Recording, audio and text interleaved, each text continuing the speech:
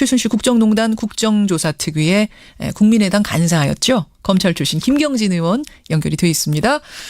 김 의원님 안녕하세요. 네, 안녕하십니까. 김경진입니다. 참 궁금한 게 많은데 우선 생방송 중계를 허용할 거란 얘기가 많았어요. 왜냐하면 방청권 경쟁률로만 봐도 15대 1 역대 최고 기록 박근혜 전 대통령 경쟁률의 2배 국민적인 관심도가 이렇게 높으면 이거 생중계하지 않겠는가 했는데 결국은 불허.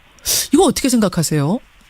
그러니까 이제 법조계 내부에서는 이게 허용을 할 수도 있고 불허할 수도 있다. 둘 다 법률적으로는 크게 무리는 없다 이렇게 봤거든요. 그래요.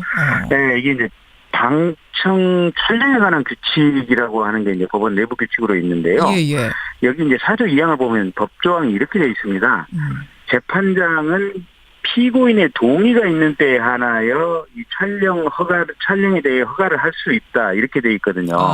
그래서 이제 원칙은 피고인의 동의가 있는 경우에 한해서 지금 이제 촬영이 가능한 거고요. 예. 이제 이 조항에 이제 단서 조항이 이렇게 돼 있습니다. 다만 피고인의 동의 여부에 불문하고 촬영을 허가함이 공공의 이익을 위하여 그렇죠. 상당하다고 인정되는 경우에는 그러하지 아니하다. 그러니까 저희 동의 안 해도 허가할 수 있다. 이제 이런 식으로 예외 조항이 있어서요. 핵심은 공공의 이익이 더 커야 된다는 얘기네요. 그렇죠. 공공의 이익을 위해서 상당하다고 인정되는 경우 지금 이 부분인데. 예. 그러니까 아마 삼성 쪽에서는 이렇게 얘기를 했을 것 같아요. 이게 어차피 이게 화면으로 나가든 안 나가든 재판 자체는 공개가 돼 있으니까 실시간으로 기자들이 이제 현장에서 있으면서 카톡이라든지 이런 걸로 이제 중계를 하지 않습니까? 그렇겠죠. 예, 그리고 판결문 자체는 곧바로 이제 그 핵심되는 사람들 이름만 빼고 다 공개가 되는 거고요. 예. 그래서 재판 자체, 판결 자체가 이게 공개가 돼 있고 다만 이 선고하는 장면 자체가 TV 화면 카메라로 찍혀서 나가느냐 안 나가느냐 이제 이 문제에 한정을 하는 건데. 그렇죠. 예, 유죄 판결이 확정도 안 된 상태에서 이 얼굴이 정면으로 장시간 나가는 것은 피고인에 대한 가혹한 인권 침해다. 아마 이재용 씨 측에서는 이런 논리를 아마 굉장히 강하게 주장을 했을 거고요. 그것이 통했다. 재판부가 아마 이 부분을 받아들이지 않았나 싶습니다.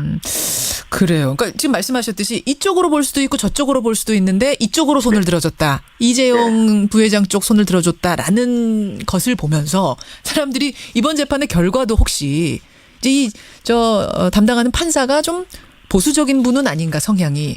그래서 결국은 판결도 이런 식으로 나는 거 아니야? 뭐 집행유예 나는 거 아니야? 혹은 무죄되는 거 아니야? 이런 얘기들도 해요. 어떻게 그러니까 보세요? 우리가 지금 삼성 지난번에 이제 장충기 씨 문자가 한번 이렇게 언론에 보도됐지 않습니까? 그랬죠. 예. 예, 거기 보면 이제 뭐 이렇게 공직자 또 기업하시는 분들, 언론인들 온갖 종류의 세상에 존재 가능한 청탁은 거기 다 들어가 있었거든요, 보면. 맞습니다. 예. 예, 그래서 이제 삼성의 힘이라는 게 도대체 끝이 있는 거냐, 없는 거냐. 뭐 이 정도면 삼성 자체가 하나의 국가고 삼성의 어떻게 보면 총수는 거의 대통령에 버금가는 상황이 아니냐, 이런 두려움이 하나 있는 것 같고요. 그렇죠.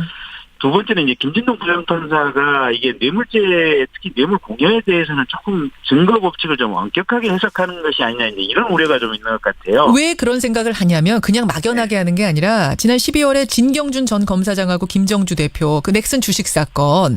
네. 요거 이제 뇌물로 보느냐. 4억짜리가 120억 원이 된 거잖아요. 비상장 주식이 상장해서. 요걸 뇌물로 볼 거냐. 이거 정말 뭐 공정한 걸로 볼 거냐. 이 재판에서 여러분 기억하실 겁니다. 결과가 어떻게 나왔냐면 진경준 검사장한테는 징역 4년인데 김정주 대표한테는 무죄를 선고했어요.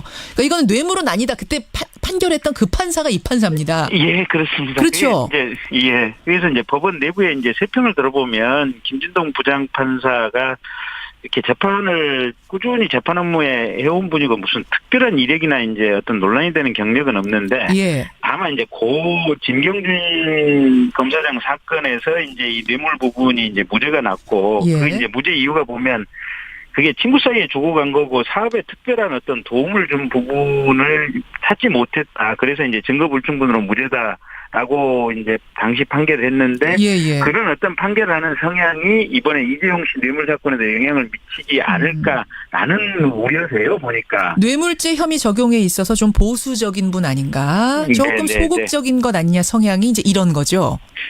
근데 제가 보기에는요. 이게 무죄 판결을 하기도 쉽지 않아 보입니다. 이번 이재용 씨 사건은 뇌물 부분에 대해서는. 왜 그러냐면 가령 이제 첫째는 최순실 씨나 정유라 씨에게 돈이나 말이 간 건 분명하잖아요, 보면. 분명하죠. 예. 그 다음에 그때 당시에 대한민국의 극소수 일부만 알았던 최순실이 박근혜 전 대통령의 핵심 측근 중에 측근이라는 사실을 삼성이 어떻게든지 알아냈잖아요, 보면. 알고 있었죠. 예. 예. 그 다음에 그 과정의 프로세스는 명확하지는 않지만 당시 삼성이 이 국민연금이 가지고 있던 주식의 어떤 이 합병 의결 과정에서 자신들이 어떤 바라는 바대로 의결권 행사도 받아냈잖아요. 그렇죠. 결과적으로. 예. 그다음에 공정거래위원회에서 처음에 내부적으로 1000만 주 처분 명령을 하려다가 그게 반대는 500만 주 처분 명령으로 바뀌었잖아요, 보면. 예. 그래서 삼성이 박근혜 전 대통령의 핵심 측근들에게 돈이 줬다는 거, 돈이나 말이 갔다는 거. 그다음에 예. 삼성이 원하고자 하는 부분이 이루어졌다는 것. 이것은 객관적으로 명백한 사실이고요. 예. 다만 이제 그게 문영표 씨라든지 홍원선 씨라든지 그 실제 실행한 사람들 이외에 예. 박근혜 대통령과 이재용 부회장 사이에 이런 부탁이 구체적으로 오고 갔느냐 안 갔느냐 이 부분이 지금 명확하게 안 밝혀진 거거든요. 그 핵심 증거가 있느냐는 거잖아요. 지금 그렇죠. 정황상으로는 뭐 그럴 수 있겠다. 다 고개를 끄덕끄덕 하는데 그러면 그걸 입증할 증거가 있느냐. 정말 적극적으로 뇌물을 줬다는 이게 뇌물이라는 증거가 있느냐. 아니면 근데 마지못해서 지원금으로 준 거냐. 이 차이인 거잖아요. 근데 이제 그거는 마지못해서 줬다고 하는 삼성의 이제 논리는 약할 수밖에 없는 게 예. 삼성이 절실하게 바라고 있던 부분들을 달성하기 위해서 삼성이 이렇게 저렇게 뛰었던 흔적들은 분명히 있거든요, 보면. 근데 그 뛴 대상이 그런 로비의 대상이 박근혜 대통령까지 갔느냐 안 갔느냐 지금 이 부분이 이제 마지막 어떤 활용점정의 쟁점입니다. 예. 근데 그 대통령이 이제 안종범 수석에게 그 삼성이 필요로 하는 부분에 대해서 뭔가 지시를 하고 그 부분이 이제 안종범 수석 이 수첩에 메모돼 있는 부분도 확실한데 예. 대통령이 그 지시를 했다고 해서 그게 지금 과연 그러면 이재용 부회장의 어떤 부탁을 받고 했을까 안 했을까 이 부분에 대해서는 박근혜 대통령도 이재용 씨 재판에 증인으로 끝까지 안 나오겠다고 거부를 했었고요. 맞아요. 이재용 씨는 부인을 하고 있고 예. 둘이 독대를 하는 과정에서 사실은 청와대 관계자나 공직자 또는 삼성 관계자 누구도 배석을 안 했거든요. 맞습니다. 예. 그래서 둘 사이에 있었던 얘기는 사실 알 방법이 없습니다. 그러니까 안종범 수첩이 제일 중요한 핵심 증거다라고 특검은 얘기를 했지만 예. 알고 보니까 안종범 수석이 그 이재용 박근혜 두 사람의 대화에 배석해서 쓴 게 아니라 나중에 박근혜 대통령의 그 지시를 받아서 쓴 거라는 걸 알게 된 후로 이거를 그냥 정황 증거로만 지금 저 재판에서 판사들이 채택을 한 거잖아요. 그렇죠. 그러니까 그렇죠. 이 정황 증거만 가지고 과연 이재용과 박근혜 사이에 그런 청탁이 오고 갔느냐 여부를 인정할 수 있느냐 없느냐. 예. 이게 오늘 뇌물죄의 유무죄를 가를 핵심 관전 포인트입니다. 핵심. 예. 근데 제가 보기에는요, 그 정도의 상황이라면, 예. 그리고 그 정도의 정황이라면 사실은 유죄 판결이 내려져야 정상적인 판결이다 이렇게 보고 있고요. 무죄 판결 내리기도 쉽지 않을 것이다. 저는 그렇게 보고 있습니다. 근데 증인들이 말을 바꿨어요. 무슨 얘기인 거 아니? 특검에서 네. 했던 진술들을 재판이 쭉 170여일 진행되는 동안 뒤집은 사람들이 꽤 있습니다. 김종 문체부 전 차관 같은 경우는 심지어 내가 특검에서 한 얘기는 허위 진술이었다라고까지 했거든요. 네.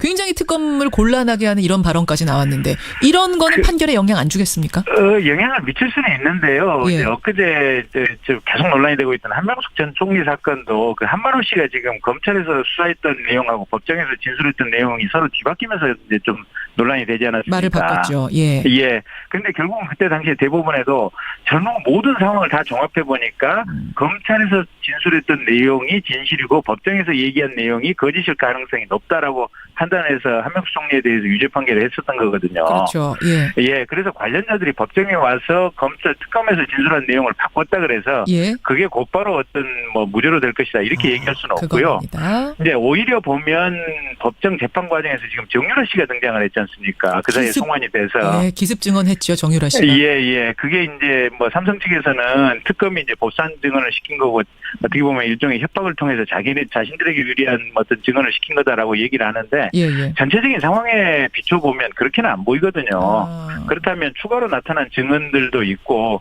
또 문영표 씨라든지 홍한선 씨 이런 분들은 1심에서 지금 유죄 판결이 나왔지 않습니까 보면. 예. 네, 그런 상황을 종합해 보면 저는 오늘 뇌물죄 부분 충분히 유죄 날리라고 보고 있습니다. 그러니까 사실은 지금 이제 시중에 도는 얘기가 뭐 김진동 네. 판사의 예전 판결, 뇌물죄 판결도 그렇고 생중계 허용 안 된 것도 그렇고 종합적으로 볼 때 무죄나 집행유예가 나오지 않겠느냐. 삼성은 그렇게 보고 있다더라라는 소문이 막 무성해요. 예. 하지만 김경진 의원이 검찰 출신으로서 냉정하게 볼 때는 무죄 나오기도 어렵다. 자, 그럼 무죄 나오기가 어렵다 정도입니까? 아니면 지금 형량 12년 구형돼 있거든요. 형량에 있어서는 어떤가요?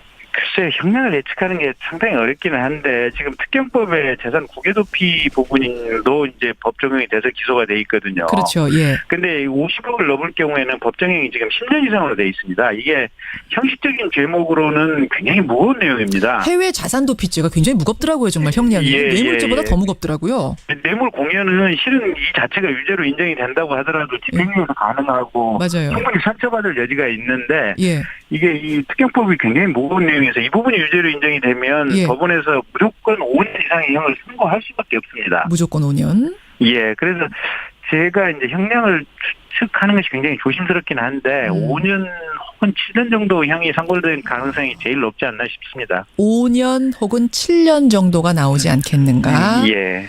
자, 7시간 뒤에 어떤 판결이 내려질지 지켜보겠습니다. 김경진 의원 고맙습니다. 네, 고맙습니다. 예, 국정농단 국정조사 특위의 간사였죠. 국민의당 측의 김경진 의원이었습니다.